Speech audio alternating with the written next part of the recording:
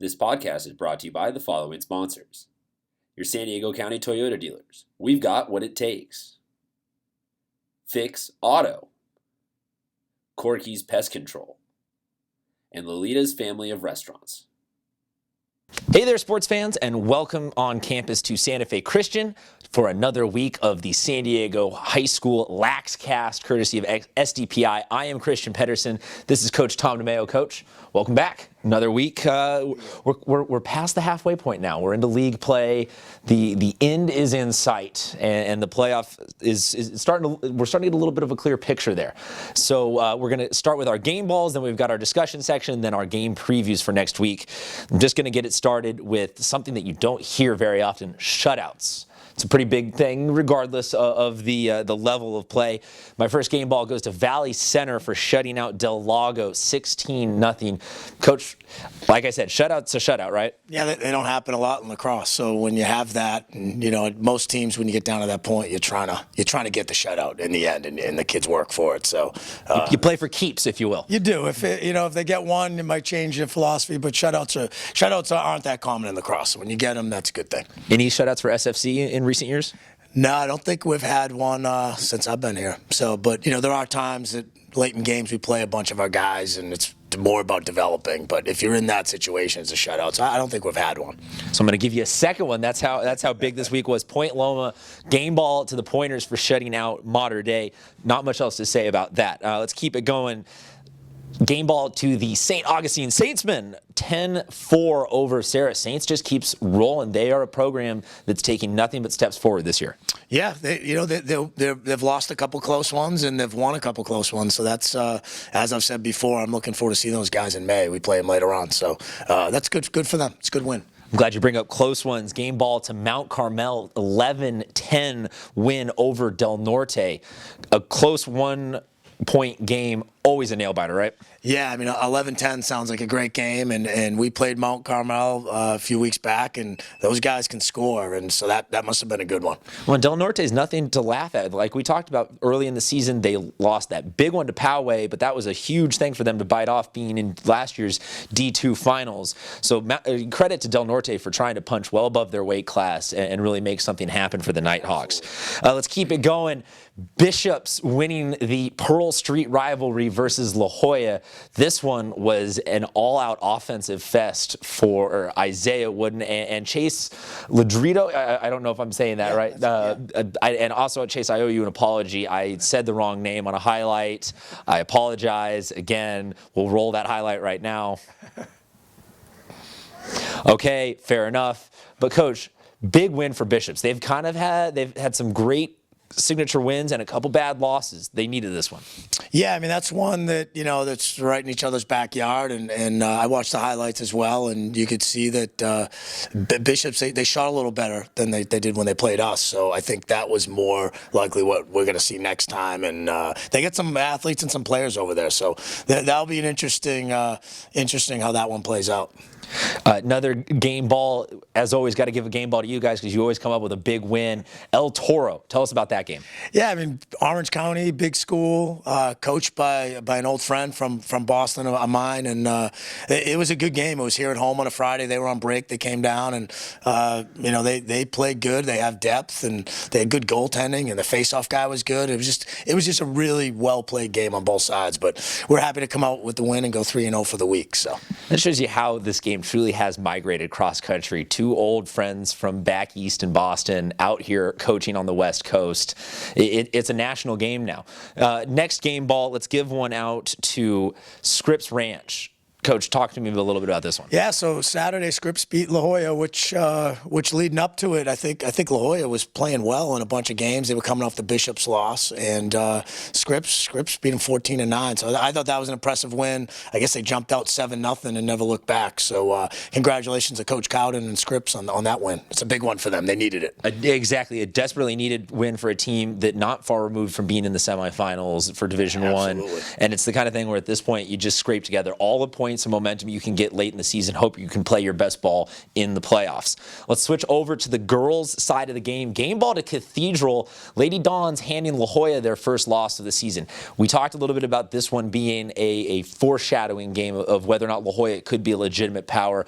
What does this do to their reputation now? Well, I think it just shows that there's some parity there in that top 6 to 8 teams in the girls' side. So I think that's like we said before. That's one I think they'll see each other again, or at least be in that ballpark. So I think it's the parity. I think it shows a lot of teams that are pretty even. It just sets us up for a great playoff plot line of the Cathedral handed La Jolla their first loss. La Jolla's back to get them in the semis. Yeah, there's no way you can't love these results. And Coronado was in the mix with both those teams until the fourth quarter, and so that there's another team that will be in play, and they're young, and La Jolla's young, and so it hopefully leads to more competitive division next year. But for this year, I think it's gonna be it should play out for a good playoff series. So keep going in teams that are on that bubble of D1 Open Division. Canyon Crest, give them a game ball for beating Bishops. The Lady Knights, really impressive offensive team. They have scored 15 plus a couple times this season. So that's a really big win, a must win for Canyon Crest. Yeah, I mean they have had a few big wins this year. So I think they're one of those teams that's kind of trying to get in the mix, and that's good that they beat a school like Bishops. That's a good program. We start looking now for the next couple of weeks at every bubble team, and everyone starts getting out their calculator, calculating how many points do we need to get here and there. It's just to explain for you folks at home, it's the top 8 teams go into Open Division, everyone else in Division 1 goes into the D1 playoffs. So it's that precarious ledge of do I want to dip my toes in being that 8 seed and having to face the team that will give our last game ball to, and that is Torrey Pines. The Lady Falcons, still undefeated. It's like someone pushed a boulder downhill. There's no stopping it now, right? No, and we joked about it earlier. It's like probably couple hours after we said the boys were undefeated, they were 10-0, they lost. So hopefully we're not jinxing the girls, but pretty impressive. They've been running the table. We're using the scientific method here at the SDPI LaxCast. We're going to try multiple experiments and see just how true the broadcaster curse is. Yep. Those are our game balls for the week. We always now transition into a little bit of a discussion section. Pick your brain about the game, about the culture of lacrosse. One thing I want to know, and this is for both players and for parents at home, give us some bullet points on how to get your name out there, how to get recruited, how to get known, because not a lot of West Coast colleges having opportunities on the guys' side. A little bit on the girls' side, but not so much on the guys' side. So how do you go from being a freshman, sophomore, junior out here with a little bit of talent, a lot of desire, to actually getting that chance in college? I mean, there's a ton of events all over the country out here, and there's events back east, and I think it depends on where the kid aspires to go or where he's talented enough to go. If truly a kid's going to play Division I lacrosse, he needs to focus on schools back east. But I think people get caught up in what the event is, and that event, is that the best event to get my kid to? It's almost just important that the kid is a good player and develops a skill to be able to compete and show well at those events. So as far as bullet points go, it's keep getting better, keep working on athleticism and getting faster and stronger and bigger, and then when you're ready, get to the right events, which is always someone. Just go to your coach and ask what they think. But I think it's just a combination of things you have to do. In football, basketball, those main sports, we see a fair amount of people putting together highlight mixtapes. For kids who are out there still doing that, do they tweet it to coaches? Do they email it to coaches? How do you knock on a coach's door and say, hey, I have this talent, pay attention to me? Again, it's definitely a process where you should have a highlight tape. You should email it to the coach. That isn't going to get a kid recruited, but that combined with, if they express interest, that's when you go to your coach or your club coach and you say, hey, can you ask this coach what he thinks about me? Here's my highlight tape, and sort of hit him from all angles. That's the best way to do it. And then usually a coach will be more frank with another coach than they'll be with the player or the kid themselves. So utilize your coaches. That's your best asset for this stuff. Last question. Is there a you've started too late? Or, oh, you started too early? Or is it something where you got to get going whenever you can get going? No, I mean, it's good to start the process early, but, certainly over the years, and I could name, 10 of them, athletes that start, if they're athletes and they love the sport, they could start, sophomore year, junior year, senior year. I had a kid in my program back east that never played lacrosse to his junior year, and I'm being a captain and playing in the Final Four at a Division II school. So it's just what you put into the game when you put into it. So it's never too late, but it helps to start early. So I still have a chance? Yes. All right, fair enough. And folks, we promise that at the end of the season, we will demonstrate just how bad I am at this game and watch Hank rip me apart at the face-off. Let's transition now into games upcoming so we can spoil someone's season, because that seems to be our MO from last week. On the guys' side, you guys have a big game against Eastlake. Now, for those of you who are not familiar with the South Bay lacrosse scene, Eastlake, very notable for having goalie Nate McPeak, who's going to go play at Syracuse. Tell me a little bit about your mindset on that game. Well, and we've played in the past couple of years, and it's always about Nate. I call him Big Man, and he's a great goalie. He's athletic. He can do a lot just from inside that crease and when he gets out of the crease. So we do game plan around that a lot, and we expect him to be a big factor. He makes a lot of saves, and you got to shoot really well, and you have to move him, and we'll be working on that this week before we play him. Now, I do bring up that game for multiple reasons, because it's shameless plug time. Nate will be featured on our next episode of San Diego Prep Insider on Fox Sports this Wednesday at 4:30 p.m., I believe, to give or take a little bit on how long the Padre game goes. But so definitely got to watch that. Nate will be featured there. You're going to give some tips about going to Syracuse in the cold weather and all that? Yes. Nate and I had Nate family's from back east, so he had a little bit of a leg up on me. I'm still cold from going to Syracuse. Another game this week, a little bit of the de facto holy war, if you will, for lacrosse.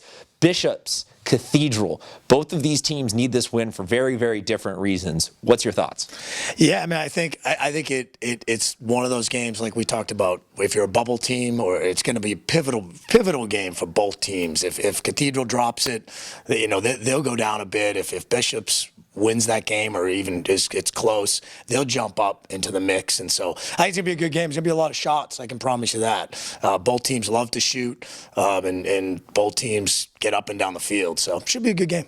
Now, you've been in Bishop's shoes before, where you're kind of on that bubble. You're on that bubble right now. For a game like that, do you play with a little extra desperation if you're a team like Bishop's, or is it just play our game, slow and steady wins the race?